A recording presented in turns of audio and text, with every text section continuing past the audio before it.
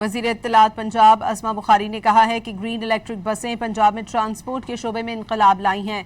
पंजाब की 147 तहसीलों में इलेक्ट्रिक बसें जल्द चलती नजर आएंगी। एक बयान में असमा बुखारी ने कहा कि किसान और नौजवान मरियम नवाज की तरजीहात में सर फहरिस्त हैं।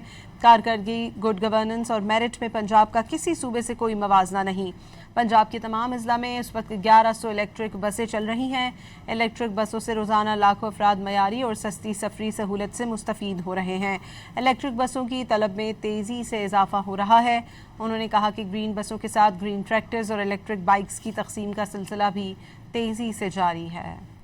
वज़ीर इत्तलात पंजाब असमा बुखारी ने कहा है कि ग्रीन इलेक्ट्रिक बसें पंजाब में ट्रांसपोर्ट के शोबे में इनकलाब लाई हैं।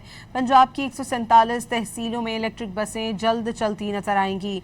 एक बयान में असमा बुखारी ने कहा कि किसान और नौजवान मरियम नवाज की तरजीहात में सर फहरिस्त हैं।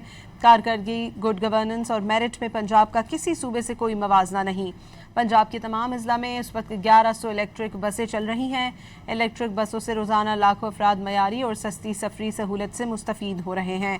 इलेक्ट्रिक बसों की तलब में तेज़ी से इजाफा हो रहा है। उन्होंने कहा कि ग्रीन बसों के साथ ग्रीन ट्रैक्टर्स और इलेक्ट्रिक बाइक्स की तकसीम का सिलसिला भी तेज़ी से जारी है।